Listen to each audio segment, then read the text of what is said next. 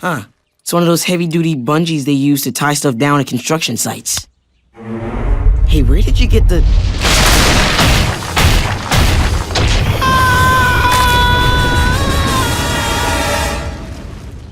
I bet my pudding pack we don't see them again today. I'll take that action. I've got to ask, how does that nickname come about, Swampy? It's just... I always used to say I lost a bet in college. It was much more descriptive of him back then. It suited me a little bit more. Just an adjective. My last name is Marsh, and I got it actually in Exeter when I was living in Devon with a bunch of people I worked with started calling me either Swampy Marsh or Foggy Marsh. And I got a little upset one day about being called Boggy. Maybe a little too upset. So that they, after that, really made a point of calling me Swampy. And then my American friends found out about it, so by the time I got home... Now, nobody calls him anything else. Yes. Yeah, that's it. That's all it is. Thank you. Unless his mom's calling to the studio and somebody's paging for Jeff Marsh. We're like, Jeff? Who is she talking about? That's brilliant. I'm wondering, like, Disney Life is now like the new Disney's version of Netflix, and so like we've got like Troll Hunters on Netflix and stuff like that, and now we've got this on Disney Life. I'm wondering if you think that this is like the future of like broadcast of TV just in general. Yeah. I mean, streaming is certainly a huge part of the future of TV. I think that shift has it's got a momentum that's not going to stop. It's just going to keep going. I remember talking to somebody, once you can go, I want to watch this right now. You know, it's like the DVR did that, and now Netflix, Disney Live. Amazon, all those things where you can do that immediately are so much more appealing. Yeah. And we had a conversation a while back about like 10 or 15 years ago. It was like, well, they say that pretty soon you're going to be able to watch TV on your phone or on your iPad.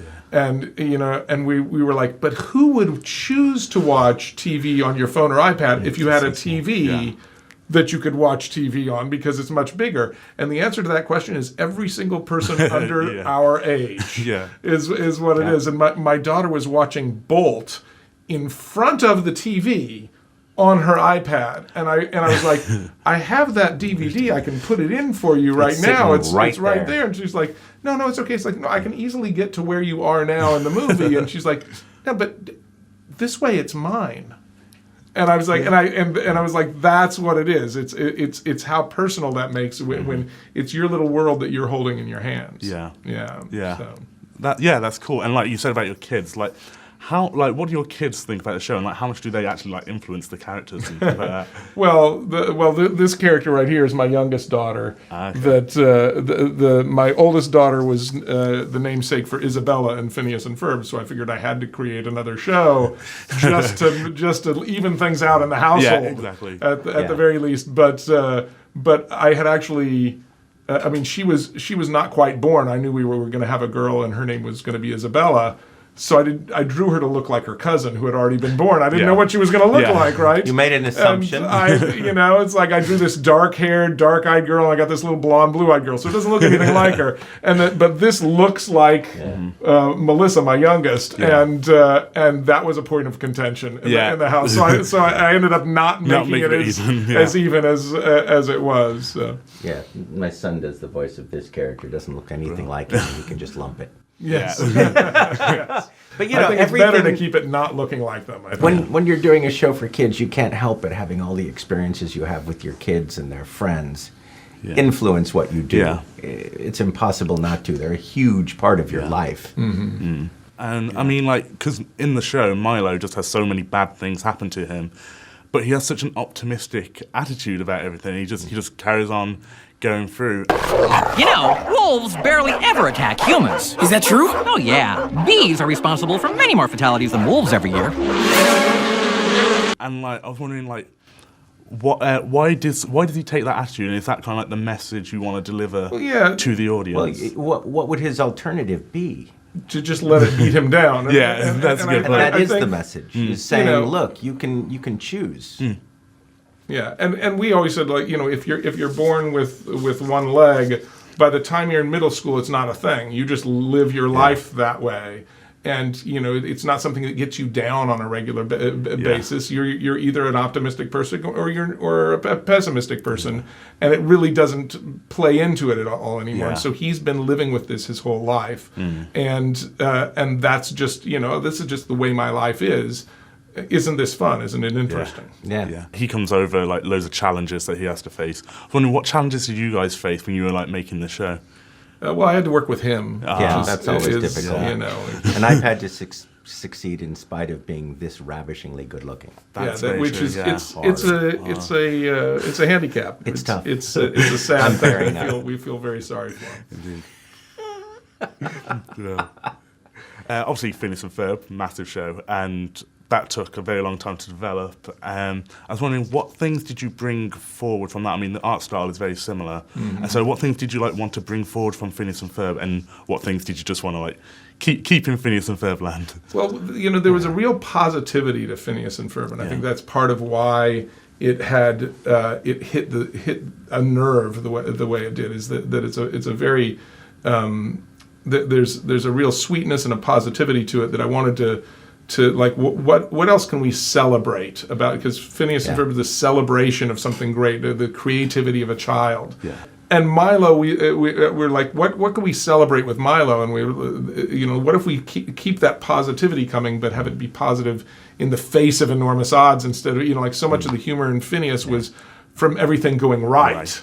And so much in the, almost all the humor in Milo is things going sort of disastrously wrong, but still keeping that positivity. Got an indomitable spirit that's just, it's excellent. It's infectious. It's what you want. And the other thing that we wanted to make sure we kept was that, we always had that rule that we never took a joke out because it was too intelligent or somebody thought the kids wouldn't get it. Yeah. We'd never put a joke in that we thought was too adult for the wrong reasons, but we'll put an adult joke in if it's just smart. Yeah. And we still continue to believe that kids in general are much more intelligent and will get a lot more stuff than anybody gives them credit for. Yeah. I remember watching Diz Challenge, just I'd pretend to, my parents would laugh at these jokes and I'd just laugh along, pretending I understood. It's and now I can rewatch it and be like, Now that's how Bugs Bunny was for us. It's like we watch Bugs Bunny at 5 years old, then you rewatch it at 10 years old, you rewatch it at 15 years old, and you get different references. You laugh all the way through every time, but now it's for different jokes. Yeah. Yes, exactly. So, last question. How did you spend your last 104 days of summer vacation? Wow, making this show. Pretty much. When Phineas was winding down is when we were winding up with this show. So there wasn't much of a break at all.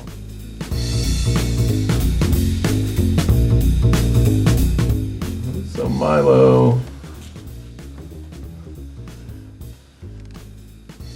Milo's got these big round eyes, and he's sort of cheeky. I think that cheek sticking out there sort of helps with the likability.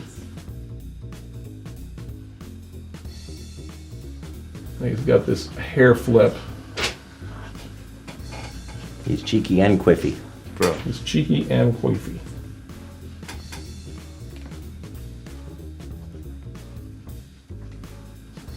And he's got little tiny stripes on his shirt as opposed to Phineas, who, let's see.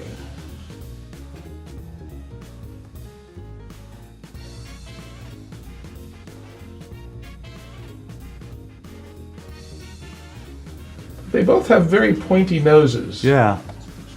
I've not really noticed that before. You don't have a pointy nose. I don't.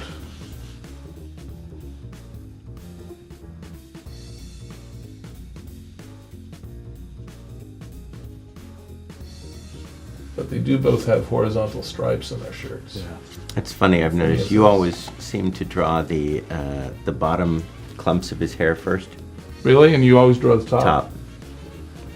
I never noticed which one I draw first. But we both are eyes first. Well, eyes are the windows to the soul. They are.